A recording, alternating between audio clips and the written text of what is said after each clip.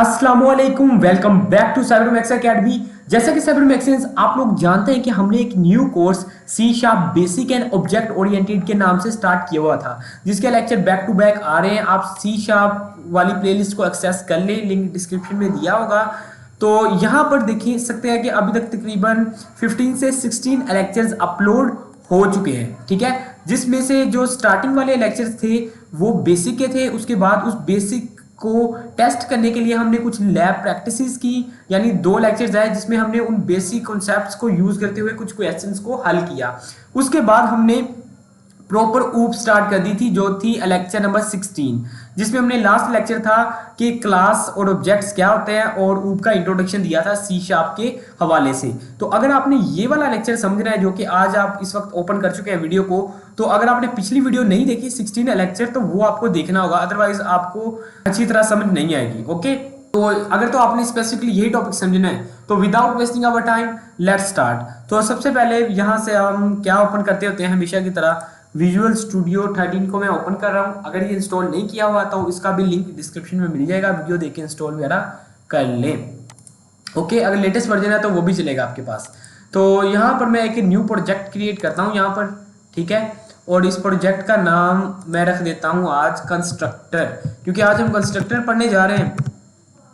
तो कंस्ट्रक्टर का first lecture है कंस्ट्रक्टर का, तो इसका नाम मैं रख देता हूँ कंस्ट्रक्टर लेक्चर 1। ओके, और यहाँ से सी शार्प सेलेक्ट होना चाहिए, कंसोल एप्लीकेशन सेलेक्ट होना चाहिए, और इसको हम कर देते हैं ओपन।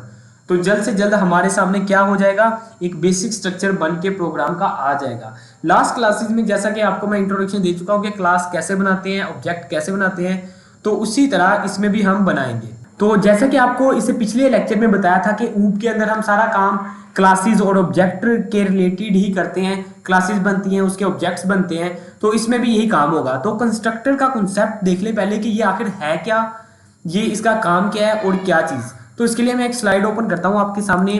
तो स्लाइड हमारे सामने आ चुकी है, यहाँ पर डेफिनेशन लिखी हुई है, क्या constructor is a special type of method that is invoked when you create a new instance of a class. यानी कंस्ट्रक्टर एक स्पेशल टाइप का मेथड है। मेथड यानी फंक्शन, जो कि हम क्लास वगैरह में बनाते हैं, पिछले लेक्चर में भी बनाया था कि एक स्पेशल टाइप का फंक्शन है, ये स्पेशल टाइप का मेथड है जिसे कॉल करवाया जाता है। कब? जब एक नया ऑब्जेक्ट क्रिएट किया जाता है, ठीक है। जब हम एक ऑब्जेक्ट बनाते हैं ना, तो उसके अंदर इसको कॉल करवाया जाता है, इसकी वैल्यूज इसमें पास करवाई जाती हैं, तो ये वैल्यूज इनिशियलाइज वगैरह करता है, ठीक है। अब नेक्स्ट लाइन में वही इनिशियलाइज वाली बात आ गई। A constructor is used to initialize data member of class, यानी क्लास के अंदर जो आप वेरिएबल्स वगैरह क्रिएट करते हैं उसको इनिशियलाइज करने के लिए भी ये इस्तेमाल होता है। और क्या है यहाँ पर लिखा कि constructor is a method that has same name as the class name and is automatically executed after an object is created. यानी कि ये एक ऐसा मेथड है जिसका जो नेम होता है, मिसाल के तौर पर हम क्लास में जो भी मेथड वगैरह बनाते हैं उसका हम अपनी मर्जी से नेम रखते हैं ना, लेकिन इसमें क्या होगा कि इसका नेम जिस क्लास के अंदर बना रहे हैं ना आप कंस्ट्रक्टर, उसी के नाम से ही होगा, ठीक है। वो हम प्रैक्टिकली अब देखते हैं कि किस तरह से। और ये कह रहा है कि ये ऑटोमेटिकली एग्जीक्यूट हो जाता है जब ऑब्जेक्ट को क्रिएट किया जाता है, ठीक है। और कंस्ट्रक्टर क्या है कि वही बात के वेरिएबल को इनिशियलाइज करने के लिए, अभी मैं इनिशियलाइज करके भी दिखाता हूं। और क्या चीज है इसकी खास बात कि कंस्ट्रक्टर कोई भी चीज रिटर्न नहीं करता, होता ये एक मेथड की तरह ही है, लेकिन इसकी खास बात क्या है कि इसका जो नेम है वो एग्जैक्ट उस क्लास के नेम ही होगा जिसके अंदर आप उसको बना रहे हैं, ठीक है ये। और दूसरी बात ये है कि इसकी कोई रिटर्न टाइप नहीं होगी, ये कुछ रिटर्न वगैरह नहीं करता। और इसकी खास बात क्या है कि ये ऑटोमेटिकली कॉल होता है कब? जब आप किसी ऑब्जेक्ट को क्रिएट करते हैं तब, ठीक है। और इसके बाद ये कि ये ओवरलोड वगैरह हो सकता है। फिलहाल आज हम इसको इसके जरिए वैल्यू को इनिशियलाइज वगैरह करेंगे और इसको देखेंगे कि क्या उसी नाम से ही हमने बनाना है जिस नाम से क्लास है। और तीसरी चीज हम क्या देखेंगे, इसकी रिटर्न टाइप हम कोई नहीं रखेंगे। बाकी ओवरलोड वाला कॉन्सेप्ट वो हम नेक्स्ट लेक्चर में देखेंगे। ओके, तो चलते हैं अपनी कंप्यूटर की स्क्रीन की तरफ। तो कंप्यूटर की स्क्रीन पर हम आ चुके हैं, यानी जहां पर हम कोडिंग वगैरह कर रहे थे, तो यहाँ पर आ चुके हैं। आपको पता है कि ये तो हमारी मेन जहां पर मेथड है, यहाँ पर जहां पर हम सारा काम करेंगे, ठीक है, जहां पर हम ऑब्जेक्ट्स को क्रिएट करते हैं और उसको वैल्यूज वगैरह पास करवाते हैं। तो सबसे पहले एक क्लास क्रिएट कर लेते हैं, ठीक है। क्लास कैसे क्रिएट करते हैं हम, आपको बताया था कि यहाँ पर भी क्रिएट कर सकते हैं ऊपर ही, लेकिन प्रोफेशनल मेथड ये है कि आप अलग से क्रिएट करें, एक नई सी फाइल बन जाएगी जो कि उसी नेम स्पेस के अंदर होगी जिस नेम स्पेस के अंदर आप काम कर रहे हैं, यानी उसके नेम स्पेस का नाम भी कंस्ट्रक्टर लेक्चर 1 ही होगा। वो किस तरह से, आपने फाइल पर राइट क्लिक करना है जैसा कि पिछले लेक्चर में भी बताया था।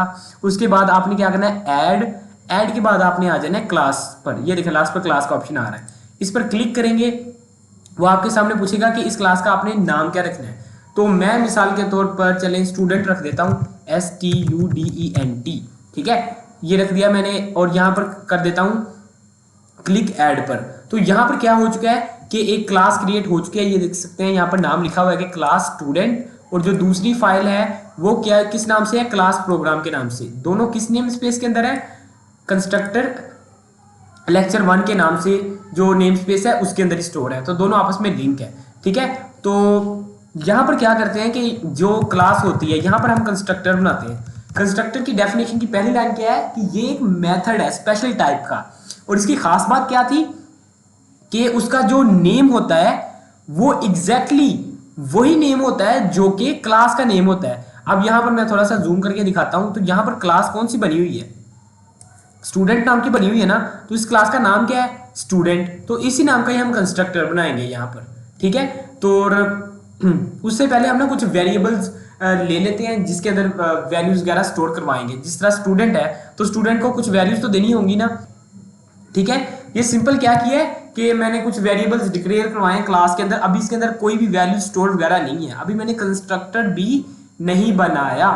तो क्या करते हैं, मैं पहले चलता हूँ मेन फाइल के अंदर, पहले इसका ऑब्जेक्ट तो क्रिएट करें कि हमने क्लास तो बना ली, एक ऑब्जेक्ट भी हमें यहाँ पर क्रिएट करना होगा। तो ऑब्जेक्ट यहाँ पर किस तरह से क्रिएट करते होते हैं, जैसे कि आपको बताया था कि पहले आप लिखते होते हैं क्लास का नेम, उसके बाद उस ऑब्जेक्ट का नेम, कि आप ऑब्जेक्ट का नाम क्या रखना चाह रहे हैं। मैं S1 रख देता हूँ, उसके बाद इज इक्वल टू न्यू,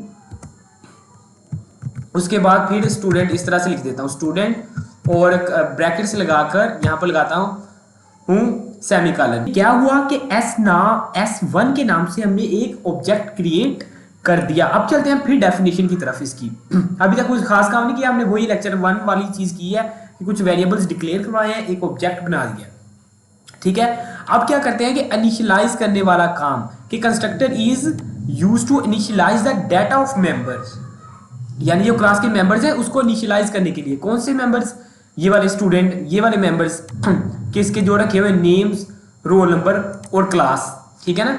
अब यहाँ पर क्या करना है, पहले तो कंस्ट्रक्टर बनाना है। कंस्ट्रक्टर को क्रिएट करने का क्या तरीका है, उसकी क्या निशानी थी, उसका जो नाम होगा ना वो क्लास के नाम के बराबर होगा, यानी क्लास का नाम जो है वही उस कंस्ट्रक्टर का नाम होगा, इसकी कोई रिटर्न टाइप नहीं होगी, ठीक है। लेकिन एक चीज तो लिखनी पड़ेगी, वो क्या, कि इसकी एक्सेस टाइप क्या, ये पब्लिक है या प्राइवेट है। तो इसको फिलहाल पब्लिक कर देते हैं यहाँ पर पब्लिक, और इसका नाम क्या रखना है, क्लास वाला, और क्लास का नाम तो स्टूडेंट है। लो बन गया, बस इतनी सी बात थी। इसके बाद यहाँ पर ब्रैकेट्स, बिल्कुल जिस तरह हम मेथड नहीं क्रिएट करते बिल्कुल उसी तरह ही है, मेथड भी हम ऐसे क्रिएट करते हैं, बस उसमें क्या होता है कि यहाँ पर हम वॉइड वगैरह लिख देते हैं, उसकी रिटर्न टाइप वगैरह बता देते हैं, लेकिन यहाँ पर ये लिखने की जरूरत हमें नहीं पड़ी, ठीक, क्योंकि ये कंस्ट्रक्टर की डेफिनेशन है। अब ये काम किस तरह से करता है वो देखते हैं। तो सबसे पहले तो यहाँ पर क्या होगा कि जब ये स्टूडेंट 1, क्या इसकी डेफिनेशन में बताई गई थी बात कि जैसे ही ये ऑटोमेटिकली ये एग्जीक्यूट हो जाता है, यहाँ पर ये बात लिखी हुई थी कि ये ऑटोमेटिकली एग्जीक्यूट हो जाता है। कब, ये देखिए, is automatically execute when object is created. अब यहाँ पर क्या है कि ऑब्जेक्ट क्रिएट कर दिया गया है, गौर किया आपने, ऑब्जेक्ट क्रिएट कर दिया, तो जैसे ये और रन करेंगे ना इस प्रोग्राम को, तो ये जो पीछे कंस्ट्रक्टर बनाया ना ये रन हो जाएगा। अभी इस कंस्ट्रक्टर में कुछ लिखा नहीं हुआ। और इससे भी इंपॉर्टेंट बात बताता हूं, एक होता है डिफॉल्ट कंस्ट्रक्टर। डिफॉल्ट कंस्ट्रक्टर क्या होता है कि मेमोरी में ना पहले से बना होता है, यानी जब आप कंस्ट्रक्टर कोई बनाते नहीं ना है तो वो पहले से बना होता है, उसमें कुछ वैल्यूज पड़ी होती हैं, लेकिन जैसे ही आप इसको रन करते हैं तो वो उसमें जो डिफॉल्ट वैल्यूज पड़ी होती हैं वो डिस्प्ले करवा देता है। अब हम इस ऑब्जेक्ट के अंदर ना कुछ वैल्यूज को पास करवाते हैं। अब किस तरह से पास करवाना है, उससे पहले तो यहाँ पर देखते हैं कि चीजें चाहिए कौन कौन सी, ठीक है। मैं वापस आ चुका हूँ, यहाँ पर 3 चीजें हैं, नेम, रोल नंबर और क्लास। और ये यूज किस लिए होता है कंस्ट्रक्टर, वैल्यूज को इनिशियलाइज करने के लिए। तो देखते हैं कि नेम के अंदर हम ना कोई वैल्यू लाना चाह रहे हैं, वो वैल्यू वहां से पास करवाएंगे, यहाँ पर वो रिसीव करेगा, फिर वो स्टोर करवाएगा, ठीक है। तो मैं यहाँ पर नेम ही लिख देता हूँ कि नेम इज इक्वल टू, ठीक है। और उसके बाद रोल नंबर लिख देता हूँ कि जो से भी हमने वेरिएबल यूज़ किया है वो इज इक्वल टू, और उसके बाद मैं लिख देता हूँ क्लास इज इक्वल टू। ठीक है, ये लिख दी तीनों चीज़ें मैंने, और इसको मैं दे देता हूँ तरतीब। अब यहाँ पर क्या होगा कि यहाँ पर ये चीज़ें पास होंगी, उधर से आएंगी। तो इधर भी मैं लिख देता हूँ स्ट्रिंग, स्ट्रिंग चले यहाँ लिख देता हूँ n, यहाँ एक तो क्या आएगा नेम आएगा, दूसरा क्या आएगा स्ट्रिंग रोल नंबर। ठीक है, स्ट्रिंग रोल चले rn लिख देता हूँ, और उसके बाद तीसरी चीज़ आ रही है स्ट्रिंग, कौन सी आ रही है, स्ट्रिंग यहाँ पर आ रही है स्ट्रिंग क्लास के नाम से। ठीक है, सी लिख दिया। अब वो क्या होगा कि एक n चला जाएगा इसके अंदर, नेम के अंदर, और उसके बाद ये तो कॉन्सेप्ट पता है ना, सिंपल जिस तरह मेथड में कोई वैल्यू पास करवाई जाती है वो यहाँ पे आ जाती है। अब पास किस तरह से होगी वो मैं आपको बताता हूँ। और इसके बाद यहाँ पर आ गई, और इसके बाद सी आ गया यहाँ पर। ठीक है, अब ये होगा क्या कि वैल्यू उधर से आएंगी, फिर n इसमें आ जाएगा, वो नेम के अंदर चला जाएगा, फिर rn आएगा, फिर वो rn रोल नंबर के अंदर चला जाएगा, c आएगा, c क्लास के अंदर चला जाएगा। तो क्या होगा, ये जो हमने बनाए हुए हैं ना यहाँ पर इसके एट्रीब्यूट्स, यानी इसके कुछ वेरिएबल जो ज़रूरत है हमें, उसको इनिशियलाइज कर देगा। अब मैं वैल्यूज़ वहाँ से पास करवाता हूँ, तो पास करवाते हैं यहाँ पर।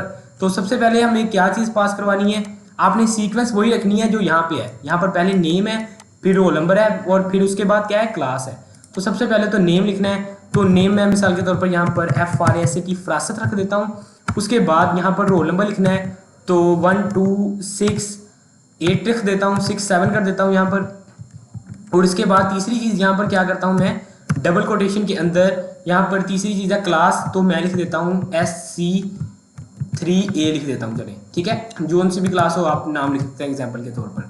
अब होगा क्या कि जब ये पूरा ऑब्जेक्ट रन होगा, इस प्रोग्राम को रन किया जाएगा, ये ऑब्जेक्ट चलेगा। और क्या हमने डेफिनेशन में पढ़ा था कि कंस्ट्रक्टर भी कॉल होता है कब, जब ऑब्जेक्ट रन होता है। जैसे ही ऑब्जेक्ट रन होगा, ये जो इंस्ट्रक्टर है पीछे बना हुआ कंस्ट्रक्टर, वो भी साथ में एग्जीक्यूट हो जाएगा। अब जो एग्जीक्यूट होगा उसका काम क्या है कि वैल्यूज को इनिशियलाइज करना। ठीक है, फिलहाल ये काम है उसका। तो हमने स्टार्टिंग में उसको वैल्यूज तीनों पास करवा दी, जो भी इसको जरूरत थी तीनों। पीछे ये 3 आइटम्स बनी हुई थी, यानी 3 वेरिएबल्स बने हुए थे।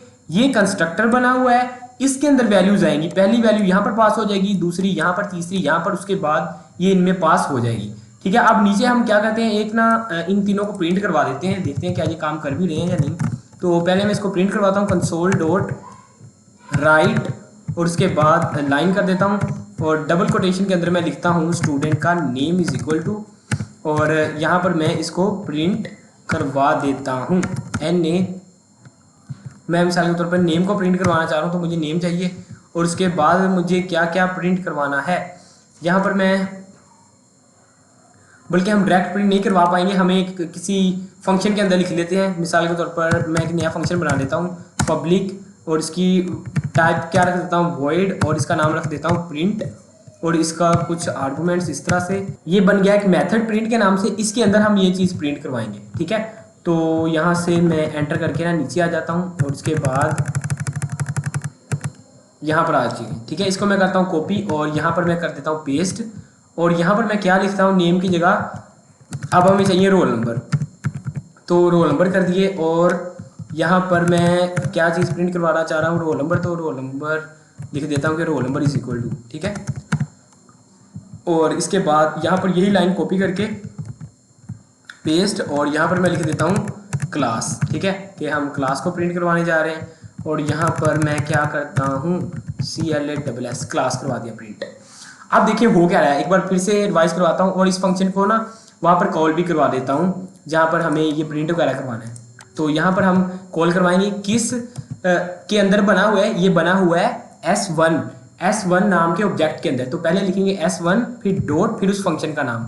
फंक्शन का नाम आई थिंक हमने प्रिंट रखा हुआ है, तो प्रिंट रख देते हैं। और उसके बाद यहाँ पर इसको मैं क्या करवा लेता हूँ, कॉल करवा लेता हूँ, तो ये कॉल हो जाएगा।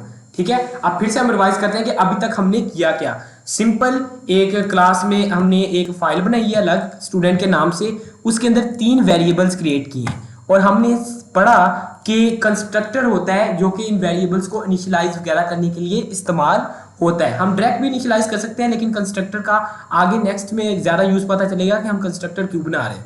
फिलहाल इतना पता है कि ये क्या चीज़ है, वैल्यूज को इनिशियलाइज कर रहा है, जो कि हमें क्लास में ज़रूरत होती है। ठीक है, और इसकी निशानी क्या है कि इसकी जो रिटर्न होता ये मेथड की तरह ही है। ठीक है, ये देखिए ये एक मेथड है, ये भी एक मेथड है। ये एक ऐसा मेथड है, ये एक ऐसा मेथड है जिसमें कोई वैल्यू रिटर्न नहीं होती और ना ही इसकी कोई डाटा टाइप होती है। ठीक है, यानी इसकी कोई रिटर्न टाइप भी नहीं होती और ये ऑटोमेटिकली कॉल हो जाता है कब, जब हम ये जो ऑब्जेक्ट बनाते हैं इस क्लास के लिए, जिस ऑब्जेक्ट के अंदर डाटा स्टोर होना है वो ऑब्जेक्ट कॉल करवाया जाता है। यानी वो ऑब्जेक्ट जब एग्जीक्यूट होता है साथ ही वो कंस्ट्रक्टर भी चला देता है।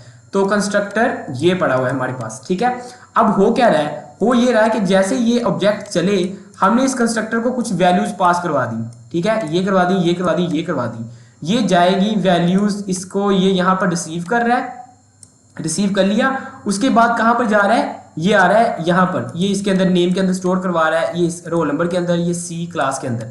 यानी ये जो ऊपर हमने वेरिएबल बनाए थे ना 3, ये नेम रोल नंबर क्लास, इसके अंदर वैल्यूज आ चुकी हैं, इनिशियलाइज हो गया। अब ये तो पता चल गया इनिशियलाइज हो गया, लेकिन पता कैसे चलेगा कि वाकई वैल्यूज आ गई हैं। तो मैंने एक नया मेथड बनाया जिसके अंदर उन तीनों वैल्यूज को प्रिंट करवा दिया सिंपल।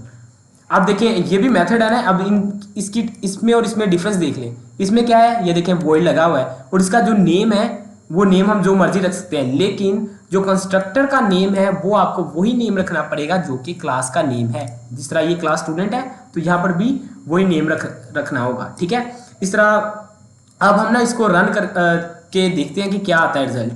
जैसे मैं इसको रन करूंगा ये ऑब्जेक्ट चलेगा, ये वैल्यूज पास होंगी किसके पास, कंस्ट्रक्टर के पास, यहाँ पर आ जाएंगी। ठीक है, उसके बाद ये वैल्यूज इसमें स्टोर हो जाएंगी। उसके बाद ये नीचे वाली लाइन चलेगी और इस फंक्शन को कॉल करवाया जाएगा प्रिंट नाम के, और इस प्रिंट में उसकी वैल्यूज प्रिंट हो जाएंगी। और इसको मैं करता हूँ यहाँ से स्टार्ट पर क्लिक। तो जैसे मैंने स्टार्ट पर क्लिक किया तो यहाँ पर वो डिस्प्ले उसी वक्त ख़त्म कर रहा है क्योंकि हमने कंसोल डॉट रीड की नहीं लगाया। तो अभी लगा लेते हैं यहाँ पर कंसोल डॉट रीड की, और यहाँ पर मैं लगा देता हूँ सेमीकोलन, और इसको क्या करता हूँ यहाँ से स्टार्ट करता हूँ। अब देखते हैं इसका रिजल्ट। तो आप देख सकते हैं यहाँ पर उसका आंसर आ चुका है कि नेम, फरासत, रोल नंबर, ये क्लास, ये। ठीक है, हुआ क्या कि इसने वैल्यूज पास करवा दी कंस्ट्रक्टर को, कंस्ट्रक्टर ने इसको इनिशियलाइज कर दिया। उसके बाद आप जहाँ कहीं भी किसी भी मेथड के अंदर चाहे उन वेरिएबल्स को कॉल वगैरह करवा सकते हैं, डायरेक्ट कॉल करवा सकते हैं। ठीक है, अब देख रहे हैं ना इस फंक्शन का वैसे स्कोप तो यहाँ तक है ना, लेकिन ये हो क्या रहा है, वो यहाँ से एक्सेस कर रहा है, यहाँ से। ठीक है, बाहर से वो एक्सेस कर रहा है, किसकी बदौलत, इसकी वजह से, ये कंस्ट्रक्टर ने हेल्प की इस चीज़ के लिए। ठीक है, फिलहाल हम इतने कंस्ट्रक्टर को पढ़ेंगे। नेक्स्ट हम इसको देखेंगे कि ओवरलोड किस तरह से करना है और इसकी वैलिडेशन वगैरह क्या होती है, क्या सीन है इसका, वो सारा हम डिटेल के साथ नेक्स्ट लेक्चर में देखेंगे। फिलहाल हमने इतना समझा कि कंस्ट्रक्टर क्या चीज़ है, ये वैल्यूज को इनिशियलाइज करता है और इसका जो रिटर्न टाइप है वो कोई भी नहीं होती, होता ये मेथड की तरह ही है, लेकिन इसका जो नेम है वो एग्जैक्टली क्लास के नेम की तरह होता है। ठीक है, और जैसे ही मेथड, जैसे ही यहाँ पर ऑब्जेक्ट रन होता है ये ऑटोमेटिकली एग्जीक्यूट हो जाता है बैक पर। ठीक है, तो अगर कोई सवाल वगैरह हो तो कमेंट सेक्शन में पूछ सकते हैं, मैं नेक्स्ट लेक्चर में कवर करने की कोशिश करूंगा। तो मिलता हूं मैं आपको एक नए लेक्चर में, तब तक के लिए इकबाल के शहीनों, अल्लाह हाफिज़।